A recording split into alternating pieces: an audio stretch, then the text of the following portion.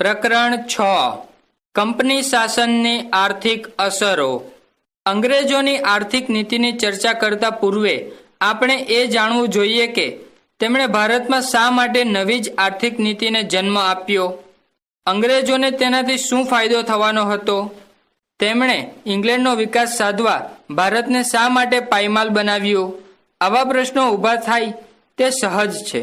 આ સંદર્ભે જોઈએ તો પ્લાસીના યુદ્ધ ઈસવીસન 1757થી અંગ્રેજોએ ભારતમાં વિજયની શરૂઆત કરી. તે પૂર્વે ઇંગ્લેન્ડ વિવિધ તબક્કાઓમાંથી પસાર થયું હતું. માટે ભારતમાં અંગ્રેજોની આર્થિક નીતિને આપણે વૈશ્વિક પરિપ્રેક્ષ્યમાં તપાસવી જોઈએ. વાસ્તવમાં ઇંગ્લેન્ડ સહિત યુરોપમાં નવજાગૃતિકાળ અને ધર્મ સુધારણાને લીધે પ્રગતિશીલ સમાજનો જન્મ થયો. તેના પરિણામ સ્વરૂપે સર્વત્ર લોકશાહીનો વિકાસ થયો. આ દરમિયાન ઇંગ્લેન્ડમાં રાજાશાહી ક્રમશઃ નબળી પડી. ઇંગ્લેન્ડની પ્રજાએ રક્તવિહીન ક્રાંતિ 1688 દ્વારા લોકશાહીના માર્ગે પ્રજા વિકાસનો રસ્તો પ્રારંભ કર્યો. ઇંગ્લેન્ડમાં ઔદ્યોગિક ક્રાંતિનો જન્મ થતાં ઉત્પાદનની પદ્ધતિમાં આમૂલ પરિવર્તન આવ્યા. માનવનું સ્થાન યંત્રે લીધું. તેથી ઇંગ્લેન્ડને વિપુલ પ્રમાણમાં કાચા માલની જરૂરિયાત ઊભી થઈ. આ કાચો માલ એટલે કે કપાસ, ગળી, રેશમ વગેરે મળે ક્યાંથી? માટે તેણે રાજકીય શૂન્યાવકાશને પરિણામે નિર્બળ થઈ ચૂકેલા ભારતને જીતી કાચા માલ માટેનું સંસ્થાન બનાવવાનો નિર્ધાર કર્યો. આમ ભારતનો વિજય એ ઇંગ્લેન્ડની આર્થિક માંગો પૂરી કરવાનો એક પ્રયાસ હતો. વળી ઇંગ્લેન્ડમાં મશીનોથી મબલક પ્રમાણમાં ઉત્પાદિત થયેલ માલ વેચવો ક્યાં? એટલે ભારત પર આધિપત્ય સ્થાપવા માટેનું બીજું કારણ વિશાળ બજારને પોતાને હસ્તગત કરવાનું પણ હતું. આમ ઇંગ્લેન્ડની આર્થિક સમૃદ્ધિ માટે ભારતનું શોષણ કરવાની ઇંગ્લેન્ડની નેમ હોવાથી કંપની સરકાર દ્વારા તે મુજબની આર્થિક નીતિ ઘડવામાં આવી.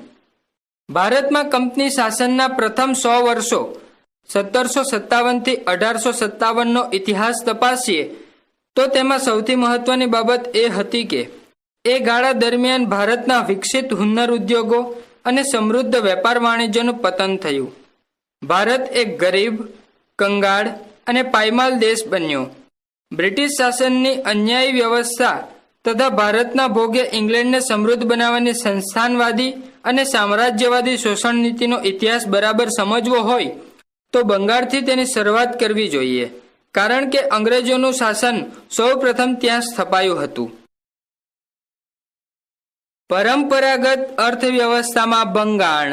ભારત બંગાળ પ્રાંતની સમૃદ્ધિનો મુખ્ય આધાર તેની ખેતીજન્ય પેદાશો, હુન્નર ઉદ્યોગોની ઉત્પાદન પ્રવૃત્તિ તથા તેના સમૃદ્ધ વેપાર પર નિર્ભર હતો.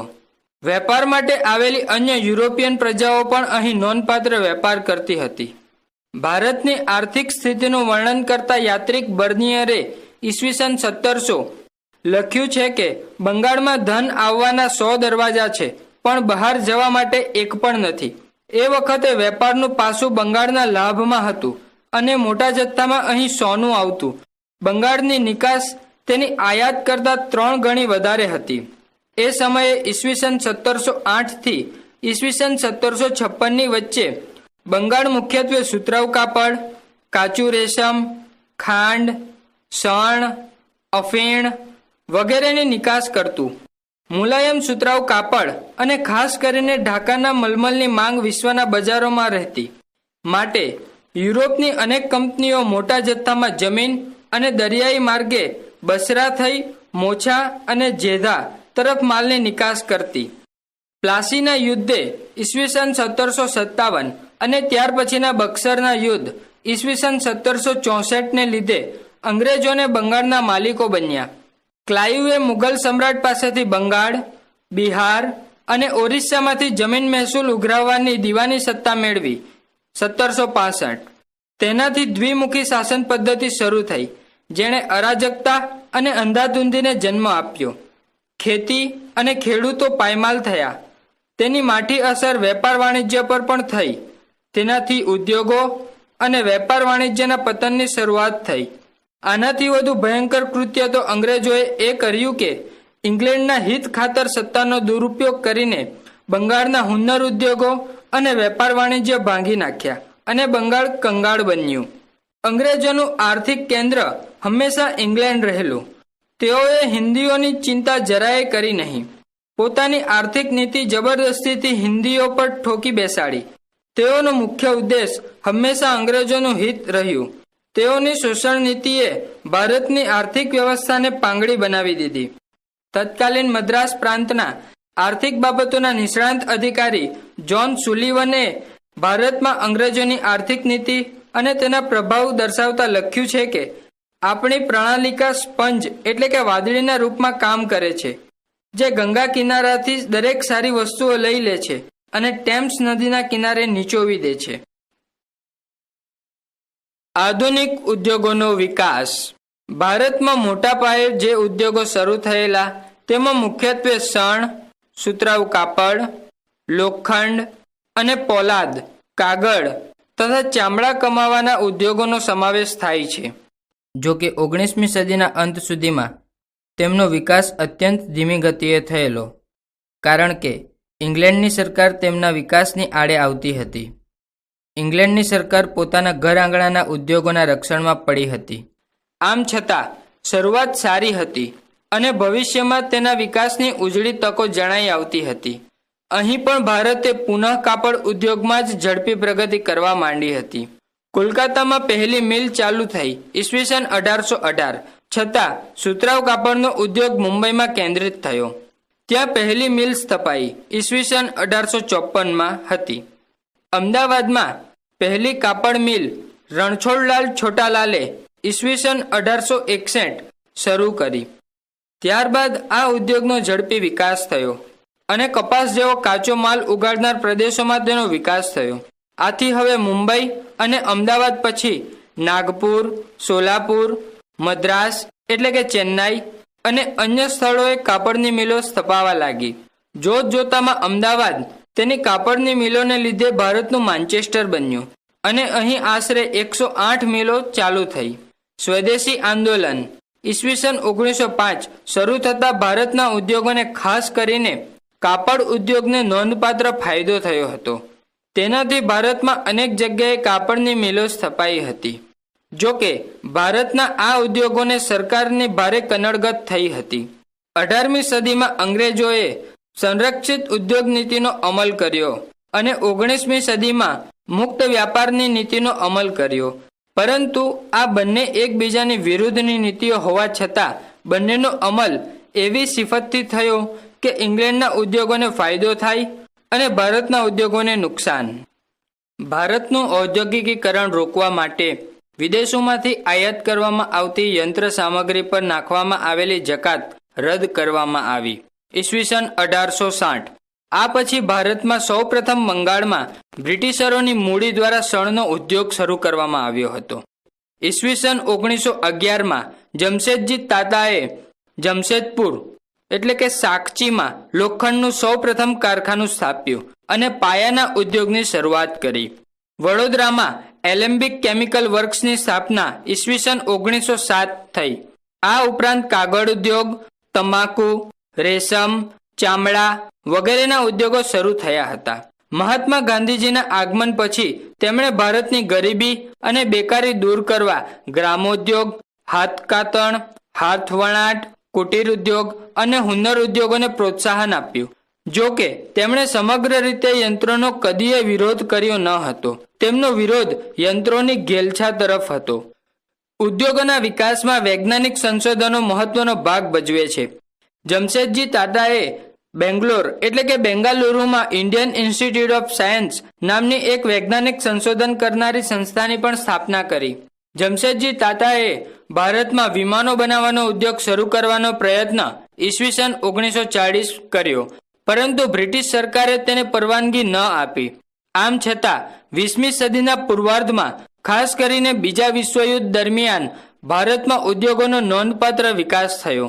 રસાયણ ઉદ્યોગ, જહાજ બાંધવાનો ઉદ્યોગ વગેરે ઉદ્યોગો નાના પાયા પર શરૂ થયા હતા. સરકારે ઉદ્યોગો પર વધારાનો કર પણ નાખ્યો, છતાં તેમણે અઢળક નફો કર્યો. મૂડીનું રોકાણ વધવા માંડ્યું અને હવે ઉદ્યોગોના વિકાસનું પૂર રોકવાનું સરકાર માટે મુશ્કેલ બન્યું. ભારતને આઝાદી 15મી ઓગસ્ટ 1947 મળતા ઉદ્યોગોના વિકાસ માટે સરકારે પંચવર્ષીય યોજનાઓ ઘડી. આથી ભારત પુનઃ ખેતી પ્રધાન રાષ્ટ્રની સાથે ઉદ્યોગ પ્રધાન રાષ્ટ્ર પણ બન્યું. બ્રિટિશ મહેસૂલ નીતિ અને તેની અસરો. ભારતના વિવિધ ભૂભાગ ઉપર કબજો જમાવ્યા પછી કંપનીને મહેસૂલની ઉઘરાણી માટે સ્થાનિક સ્થિતિ અનુસાર ઘણા માર્ગો અખત્યાર કર્યા. દેશના વિભિન્ન ભાગોમાં 3 પ્રકારની વ્યવસ્થા લાગુ કરવામાં આવી. કાયમી જમાબંધી. કોર્નવોલિસની મહેસૂલ વ્યવસ્થા કાયમી જમાબંધી પદ્ધતિ હતી. 1793માં બંગાળ, બિહાર અને ઓરિસ્સા એટલે કે ઓડિશા માટે કાયમી જમાબંધી પદ્ધતિ દાખલ કરવામાં આવી. એની મુખ્ય વિશેષતા આ પ્રમાણેની હતી. પોતાના હસ્તકની જમીનની માલિકી હક જમીનદારને મળ્યો અને જમીન મહેસૂલ ઉઘરાવવાના હક સરકારના એજન્ટ તરીકે કાર્ય કરવાનો હતો. જે જમીન મહેસૂલ જમીનદાર એકઠું કરતો તેના 11માંથી 10 ભાગ સરકારને આપવા પડતા અને 1 ભાગ તે પોતાના મહેનતાણા તરીકે રાખી શકતો. જમીનદાર મારફતે સરકારને આપવાનું મહેસૂલ કાયમી અને નિશ્ચિત હતું. આથી જમીનદારને પોતાના ક્ષેત્રમાં આવતી બધી જમીનનો માલિક જાહેર કરવામાં આવ્યો. આ પદ્ધતિથી જમીનદારોને શરૂઆતમાં થોડું સહન કરવું પડ્યું. દુષ્કાળ કે ઓછા વરસાદના સમયમાં પણ મહેસૂલી રકમ નક્કી કર્યા મુજબ આપવી પડે અને જે જમીનદાર મહેસૂલ ન ભરી શકે તેમની જમીન હરાજી કરીને પણ કંપનીએ પૈસા વસૂલ કર્યા. પરંતુ શરૂઆતના 15 વર્ષનો ગાળો જે જમીનદારો પસાર કરી ગયા તેઓ પાછળથી ખૂબ જ સદ્ધર બની ગયા. તેમણે જમીનો ખરીદવા માંડી. આ જમીનદારોને જમીનના વિકાસમાં કે ખેડૂતોના કલ્યાણમાં જરા સરખી રુચિ ન હતી. પરિણામે આ પ્રદેશમાં ખેડૂતોના ઘણા બળવા થયા. બંગાળ એક સમયે પૂર્વનો અન્ન ભંડાર કહેવાતો હતો તે તદ્દન ઉજ્જડ થઈ ગયો. ત્યાં ભૂખમરો, રોગ અને મૃત્યુનું પ્રમાણ વધ્યું. રૈયતવારી પદ્ધતિ. થોમસ મનરો જેવા સુધારકોએ ક્રમે રૈયતવારી પદ્ધતિ દાખલ કરી. મુંબઈ પ્રાંતમાં આ પ્રથા દાખલ કરવાનો યશ ગવર્નર એલ્ફિન્સ્ટનને ફાળે જાય છે. 19મી સદીના પ્રારંભમાં મુંબઈ, આસામ અને મદ્રાસ પ્રાંતોમાં કેટલાક વિસ્તારોમાં લાગુ કરાયેલી રૈયતવારી પદ્ધતિ અનુસાર જમીન ખેડનાર એટલે કે રૈયતને એ જમીનનો માલિક બનાવવામાં આવ્યો અને શરત એટલી કે તેણે જમીન મહેસૂલ ચૂકવવું. અહીં અંગ્રેજોએ ગિરાસદારો અને ખેડૂતોને પણ માન્યતા આપી જેઓ સીધા રાજ્યને મહેસૂલ ચૂકવતા હતા. આ ગિરાસદારો નાના જમીનદારો બની ગયા. આ પ્રથાથી જમીનનો જે માલિકી હક મળતો હતો તેથી ખાસ લાભ થતો ન હતો. તેના 3 કારણો હતા. જમીનનું અકલ્પનીય મહેસૂલ. જમીન મહેસૂલમાં સરકાર ઈચ્છે ત્યારે અને સમયે વધારો કરવાનો હક ધરાવતી હતી. કોઈ પણ સ્થિતિમાં અર્થાત તેની ઉપજ આંશિક કે પૂર્ણપણે નાશ પામે તો પણ રૈયતને જમીન મહેસૂલ તો આપવું પડતું હતું. ગોચર અને પડતર જમીન જે ગ્રામીણ સમુદાયો હસ્તક હતી તેની ઉપર રાજ્યનો અધિકાર પ્રસ્થાપિત થયો. જમીનનો મહેસૂલ પણ ખૂબ વધ્યો. મહાલવારી પદ્ધતિ. જમીનદારી પ્રથાનું સુધારેલું સ્વરૂપ એટલે મહાલવારી પદ્ધતિ. આ વ્યવસ્થાનો અમલ ગંગાઘાટ વિસ્તારોમાં ઉત્તર પશ્ચિમ પ્રાંતોમાં, પંજાબમાં અને મધ્ય ભારતના કેટલાક પ્રદેશોમાં થયો હતો. આ પદ્ધતિ અનુસાર જમીન મહેસૂલ ખેડૂત અથવા ખેતર નહીં પરંતુ ગામ અથવા મહલ એટલે કે જાગીરનો એક ભાગ અનુસાર મહેસૂલ નક્કી થતું હતું. ગામ માટે અલગ અલગ વ્યવસ્થા હતી. જમીનદારો અથવા જમીનદાર હોવાનો દાવો કરતા કુટુંબોના વડા સાથે આ વ્યવસ્થા કરવામાં આવતી હતી. અંગ્રેજોએ પરંપરાથી ચાલી આવતી જમીન વ્યવસ્થા અંગે મૂળભૂત ફેરફારો હાથ ધર્યા અને પરિણામે ભારતીય ગામોની સ્થિરતા, સ્વાયત્તતા અને સાતત્ય છિન્ન ભિન્ન પરિસ્થિતિમાં પહોંચ્યા. ઉપરોક્ત 3 પદ્ધતિઓ એટલે કે કાયમી જમાબંધી, રૈયતવારી અને મહાલવારી પદ્ધતિઓ નો હેતુ જમીન મહેસૂલ, જમીન કરમાં વધારો કરી આવક વધારવાનો હતો. જમીન મહેસૂલથી રાજ્યની આવકમાં હંમેશા વૃદ્ધિ થતી. 1858-59 જમીન મહેસૂલથી સરકારને પોતાની કુલ આવકના 50% રકમ જમીન કરમાંથી મળતી હતી. જમીન મહેસૂલ મેળવવાની રીતો દુઃખદાયી હતી. સમયે સમયે જમીન મહેસૂલ ન ભરનાર ખેડૂતોને જુદા જુદા પ્રકારની યાતના આપવામાં આવતી. ન્યાય પદ્ધતિ પણ ભ્રષ્ટ હતી. તેથી ખેડૂતોને ન્યાય મળવાની આશા ઠગારી રહેતી. કૃષિ ક્ષેત્રે સ્થગિતતા. ભારત એક કૃષિ પ્રધાન દેશ છે. ભારતીયોનું સુખ, દુઃખ, વર્તમાન અને ભવિષ્યનો આધાર ખેતી પર છે. જો ખેત ઉત્પાદન સારું રહ્યું તો ખેડૂતો ખુશખુશાલ, ચારે તરફ સમૃદ્ધિના દર્શન થાય. પરંતુ આના અભાવમાં નબળા વર્ષમાં દુષ્કાળ અને ભૂખમરાના દ્રશ્યો જોવા મળે છે. છેક 18મી સદી સુધી કૃષિ અને ગૃહ ઉદ્યોગમાં એક પ્રકારનો તાલમેલ હતો. ભારત જ્યાં ખેતીવાડીમાં આગળ હતો ત્યાં હુન્નર ઉદ્યોગમાં પણ વિશ્વમાં આગળ પડતો અને ગૌરવશાળી સ્થાન ભોગવતો હતો. અંગ્રેજોએ જ્યારે ભારતના હુન્નર ઉદ્યોગો ભાંગી નાખ્યા ત્યારે કારીગરો બેકાર બન્યા. બેકાર કારીગરોએ ગામડામાં જમીન અને ખેતીમાં આશરો લેવાનું વિચાર્યું. અહીં પણ તેમને ખાસ અવકાશ રહ્યો નહીં. તેમાંના કેટલાક ખેડૂતો બન્યા અને મોટાભાગના ખેત મજૂરો. ખેડૂતો અંગ્રેજોએ દાખલ કરેલી જમીન મહેસૂલી વ્યવસ્થાથી પણ અસર પામ્યા. વસ્તી વધારાએ પણ જમીન પર દબાણ વધાર્યું. ભારતની રાષ્ટ્રીય આવક, વિદેશ વેપાર, ઔદ્યોગિક વિસ્તાર વગેરે ક્ષેત્રો ભારતીય કૃષિ પર આધારિત હતા.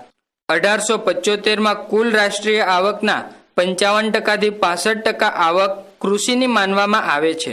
1901માં નિકાસ કરવામાં આવેલી વસ્તુઓમાંથી 75 કૃષિ સંબંધી હતી. આ વસ્તુઓમાં સુતરાઉ કાપડ, શણ, ચા, ખાંડ કૃષિ સંબંધી હતી. આમ કૃષિ નિકાસ પર જ ભારતની આર્થિક સમૃદ્ધિ હતી. અંગ્રેજી શાસકોએ વધુ ધન મેળવવા અને મહેસૂલી આવક વધારવા ભારતીય હિતોની અહીંના ખેડૂતોની જરાય પરવા કરી નહીં. તેઓની સરકારની ખેતી, વેપાર તથા ઉદ્યોગ વિષયક નીતિએ ખેડૂતો, જમીનદારો, કારીગરો તથા વેપારીઓની પાયમાલી સર્જી. ઇનામ કમિશને કરેલી ભલામણ અનુસાર દાન કે અન્ય કારણોસર ભેટ અપાયેલી ઘણી ખરી જમીન સરકારે જપ્ત કરી. આથી ઘણા જમીનદારો બેકાર બન્યા. તેમના ખેડૂતોની દુર્દશા થઈ, કારણ કે સરકારે જમીન મહેસૂલ વધારતા તેમના પરનો કરબોજ વધ્યો. કોર્નવોલિસે દાખલ કરેલી કાયમી જમાબંધીએ તથા થોમસ મનરોએ અમલમાં મૂકેલી રૈયતવારી પદ્ધતિએ જૂના જમીનદારને તથા ખેડૂત વર્ગને પાયમાલ કરી નાખ્યા. ઘણી વખત ઘરના દાગીના વેચીને પણ ખેડૂતો મહેસૂલ ભરી શકતા નહીં. પરિણામે તેમની જમીન વેચી નાખવામાં આવતી. ખેડૂતોની ઘણી ખરી જમીન દેવામાં ડૂબી જતી. કેટલાક ખેડૂતો સાહુકારોની વ્યાજ પ્રથાના ભોગ બની પાયમાલ થયા. લાંચ રૂશ્વતે પણ ખેડૂતોને પરેશાન કર્યા. ન્યાય મેળવવાનું ખેડૂતો માટે દુષ્કર બન્યું. જ્યારે પાક સારો થતો ત્યારે ખેડૂતોએ પાછળના દેવા પેટે વધુ ચૂકવી દેવું પડતું હતું. પણ જો મોસમ ખરાબ રહે તો દેવું બમણું થઈ જતું હતું. ખેડૂતો કપાસ અને શણ જેવા રોકડિયા પાકો તરફ વળ્યા. આથી અનાજ ઉત્પાદનમાં ઘટાડો થયો. અનાજની અછત હલ કરવા સરકારે પગલાં ભર્યા નહીં. બ્રિટનની આર્થિક નીતિના પરિણામે ભારતીય કૃષિ ઉદ્યોગનું વ્યાપારીકરણ થયું. ચા, કોફી, ગળી અને શણની ખેતી માટે બ્રિટિશ મૂડીપતિઓએ ભારતમાં બગીચા ઉદ્યોગો વિકસાવ્યા. હવે બજારમાં વેચવા માટે ખાસ પાક તૈયાર થવા લાગ્યો. અનાજના બદલે રૂ, શણ, મગફળી, શેરડી, તમાકુ, તેલીબિયા, ગળી જેવા જે ઔદ્યોગિક પાક વધુ કમાણી કરાવી આપે તેને ઉત્તેજન અપાયું. ભારતની બ્રિટિશ સરકારે આવા પાકના વ્યાપારીકરણની અને તેની વિશિષ્ટ જાણકારી માટે ઉત્તેજન આપ્યું. આમ ઐતિહાસિક, રાજકીય, આર્થિક અને સામાજિક પરિબળોને પરિણામે ભારતીય ખેતીવાડીનું આધુનિકીકરણ કરવાનો માર્ગ અવરોધાયો. ભારતીય ખેત પેદાશોમાં એક પ્રકારની સ્થગિતતા આવી જતા અને વધતી જતી વસ્તીના કારણે ખાદ્ય સામગ્રીની વારંવાર સર્જાતી અછત અને દુષ્કાળ જેવી કુદરતી આપત્તિના કારણે ગરીબાઈ વધતી ગઈ. જગત તત ચિંતા મુક્ત બન્યો. આધુનિક ઉદ્યોગોનો વિકાસ.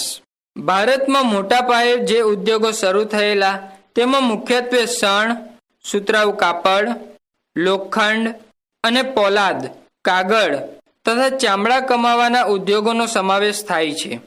જો કે 19મી સદીના અંત સુધીમાં તેમનો વિકાસ અત્યંત ધીમી ગતિએ થયેલો, કારણ કે ઇંગ્લેન્ડની સરકાર તેમના વિકાસની આડે આવતી હતી. ઇંગ્લેન્ડની સરકાર પોતાના ઘર આંગણાના ઉદ્યોગોના રક્ષણમાં પડી હતી. આમ છતાં શરૂઆત સારી હતી અને ભવિષ્યમાં તેના વિકાસની ઉજળી તકો જણાઈ આવતી હતી. અહીં પણ ભારતે પુનઃ કાપડ ઉદ્યોગમાં જ ઝડપી પ્રગતિ કરવા માંડી હતી. કોલકાતામાં પહેલી મિલ ચાલુ થઈ ઈસવીસન 1818. છતાં સુતરાઉ કાપડનો ઉદ્યોગ મુંબઈમાં કેન્દ્રિત થયો. ત્યાં પહેલી મિલ સ્થપાઈ ઈસવીસન 1854માં હતી. અમદાવાદમાં પહેલી કાપડ મિલ રણછોડલાલ છોટાલાલે ઈસવીસન 1861 શરૂ કરી. ત્યારબાદ આ ઉદ્યોગનો ઝડપી વિકાસ થયો અને કપાસ જેવો કાચો માલ ઉગાડનાર પ્રદેશોમાં તેનો વિકાસ થયો. આથી હવે મુંબઈ અને અમદાવાદ પછી નાગપુર, સોલાપુર, મદ્રાસ એટલે કે ચેન્નાઈ અને અન્ય સ્થળોએ કાપડની મિલો સ્થપાવા લાગી. જોતજોતામાં અમદાવાદ તેની કાપડની મિલોને લીધે ભારતનું માન્ચેસ્ટર બન્યું અને અહીં આશરે 108 મિલો ચાલુ થઈ. સ્વદેશી આંદોલન ઈસવીસન 1905 શરૂ થતાં ભારતના ઉદ્યોગોને ખાસ કરીને કાપડ ઉદ્યોગને નોંધપાત્ર ફાયદો થયો હતો. તેનાથી ભારતમાં અનેક જગ્યાએ કાપડની મિલો સ્થપાઈ હતી. જો કે ભારતના આ ઉદ્યોગોને સરકારની ભારે કનડગત થઈ હતી. 18મી સદીમાં અંગ્રેજોએ સંરક્ષિત ઉદ્યોગ નીતિનો અમલ કર્યો અને 19મી સદીમાં મુક્ત વ્યાપારની નીતિનો અમલ કર્યો. પરંતુ આ બંને એકબીજાની વિરુદ્ધની નીતિઓ હોવા છતાં બંનેનો અમલ એવી સિફતથી થયો કે ઇંગ્લેન્ડના ઉદ્યોગોને ફાયદો થાય અને ભારતના ઉદ્યોગોને નુકસાન. ભારતનું ઔદ્યોગિકીકરણ રોકવા માટે વિદેશોમાંથી આયાત કરવામાં આવતી યંત્ર સામગ્રી પર નાખવામાં આવેલી જકાત રદ કરવામાં આવી ઈસવીસન 1860. આ પછી ભારતમાં સૌપ્રથમ બંગાળમાં બ્રિટિશરોની મૂડી દ્વારા શણનો ઉદ્યોગ શરૂ કરવામાં આવ્યો હતો. ઈસવીસન 1911માં જમશેદજી તાતાએ જમશેદપુર એટલે કે સાકચીમાં લોખંડનું સૌપ્રથમ કારખાનું સ્થાપ્યું અને પાયાના ઉદ્યોગની શરૂઆત કરી. વડોદરામાં એલેમ્બિક કેમિકલ વર્ક્સની સ્થાપના ઈસવીસન 1907 થઈ. આ ઉપરાંત કાગળ ઉદ્યોગ, તમાકુ, રેશમ, ચામડા વગેરેના ઉદ્યોગો શરૂ થયા હતા. મહાત્મા ગાંધીજીના આગમન પછી તેમણે ભારતની ગરીબી અને બેકારી દૂર કરવા ગ્રામોદ્યોગ, હાથકાતણ, હાથવણાટ, કુટીર ઉદ્યોગ અને હુન્નર ઉદ્યોગોને પ્રોત્સાહન આપ્યું. જો કે તેમણે સમગ્ર રીતે યંત્રોનો કદીય વિરોધ કર્યો ન હતો. તેમનો વિરોધ યંત્રોની ઘેલછા તરફ હતો. ઉદ્યોગોના વિકાસમાં વૈજ્ઞાનિક સંશોધનો મહત્વનો ભાગ ભજવે છે. જમશેદજી તાતાએ બેંગ્લોર એટલે કે બેંગાલુરુમાં ઇન્ડિયન ઇન્સ્ટિટ્યૂટ ઓફ સાયન્સ નામની એક વૈજ્ઞાનિક સંશોધન કરનારી સંસ્થાની પણ સ્થાપના કરી.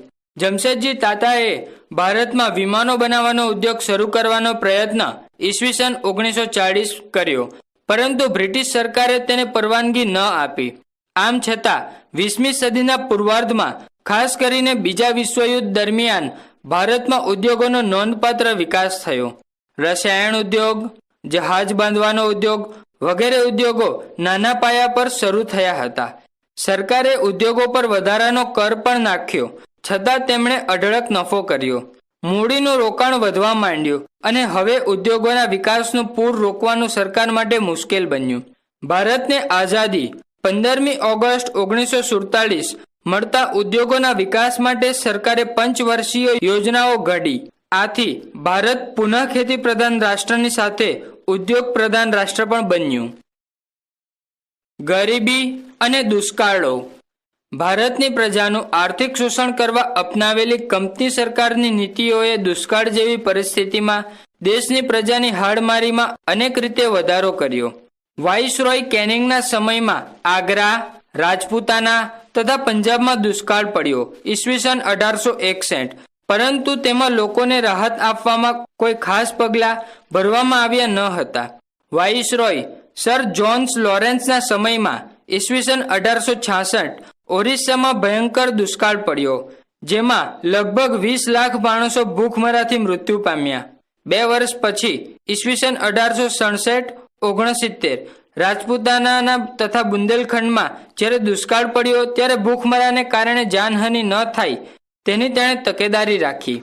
તેવી જ રીતે વાઇસરોય નોર્થ બુકે બંગાળ, બિહારમાં દુષ્કાળ પડ્યો ઈસવીસન 1873-74 ત્યારે બર્મામાંથી મોટા પાયે ચોખા મંગાવી રાખીને તકેદારી દાખવી. વાઇસરોય લિટનની કારકિર્દીની શરૂઆત જ દુષ્કાળથી થઈ. ઈસવીસન 1876-78 2 વર્ષ દરમિયાન મદ્રાસ એટલે કે ચેન્નાઈ, મુંબઈ, હૈદરાબાદ, મૈસૂર, પંજાબ અને મધ્ય હિંદના કોઈને કોઈ ભાગમાં દુષ્કાળ પડ્યો. વાઇસરોય એલ્ગિન બીજાના સમયમાં ઈસવીસન 1896 થી 97 ભયંકર દુષ્કાળ પડ્યો. આ દુષ્કાળથી 3,40,00,000 લોકો અસરગ્રસ્ત થયા. લગભગ 7.5 લાખ લોકો મૃત્યુ પામ્યા. પરંતુ સરકારે દુષ્કાળ પીડિત લોકો માટે કોઈ વિશેષ ઉપાયો કર્યા નહીં. એ જ રીતે વાઇસરોય કર્ઝનના સમય ઈસવીસન 1899 થી 1900 પણ ભારે દુષ્કાળ પડ્યો. લાખો લોકો મૃત્યુ પામ્યા. કરોડોની સંપત્તિ નાશ પામી. તેમ છતાં કર્ઝને તે માટે કોઈ ખાસ કાળજી લીધી નહીં. વાસ્તવમાં વાઇસરોય લિટનના સમયમાં સરકારે દુષ્કાળ નીતિ ઘડીને પુષ્કળ ખર્ચ કર્યો. તેમ છતાં બધા મળી લગભગ 50 લાખ માણસો મૃત્યુ પામ્યા. 20 લાખ એકર જમીન બિનખેડાણ રહી અને 2.5 કરોડ રૂપિયાનું મહેસૂલ જતું કરવું પડ્યું. આ ભયંકર નુકસાનને પરિણામે જ સરકારની કાયમી દુષ્કાળ નીતિનો પાયો નંખાયો. સર રિચાર્ડ સ્ટ્રેચીના પ્રમુખપણા નીચે એક દુષ્કાળ સમિતિ નીમવામાં આવી. આ સમિતિએ દુષ્કાળગ્રસ્ત વિસ્તારોને કઈ રીતે મદદ કરવી તેના નિયમો વિશે કેટલીક ભલામણો કરી. આમાં સશક્ત માણસોને કામ આપવું, માત્ર અશક્તોને જ મદદ કરવી, ઉપરાંત બિયારણ ખરીદવા લોન આપવી, મહેસૂલ માફ કરવું તેવી ભલામણોનો સમાવેશ થતો હતો. વળી સરકારે દર વર્ષે પોતાના બજેટમાં 1.5 કરોડ રૂપિયા દુષ્કાળ માટે અલગ રાખવા, જેમાંથી દુષ્કાળ વખતે રેલવે, નહેરો વગેરેના બાંધકામના કાર્યો હાથ ધરી શકાય તથા દુષ્કાળ રાહત માટે બને ત્યાં સુધી પ્રાંતીય સરકારોએ ખર્ચ ઉપાડવો અને કેન્દ્ર સરકારે તો માત્ર જરૂર પડે તો જ મદદ કરવી તેમ ઠરાવવામાં આવ્યું. આમ વાઇસરોય લિટન દુષ્કાળ નીતિના ઘડવૈયા તરીકે જાણીતો થયો. તેણે આંકેલી નીતિ પર ભવિષ્યમાં દુષ્કાળ સમયે રાહત આપવામાં આવી. સર વિલિયમ દિગ્બીના મંતવ્ય અનુસાર 19મી સદીના અંત સુધીમાં ભારતમાં પડેલ દુષ્કાળોમાં અંદાજે 2,85,000 જેટલા લોકો મૃત્યુ પામ્યા. પરિણામે દુષ્કાળની અસરથી ભારતમાં ગરીબાઈનું પ્રમાણ વધ્યું.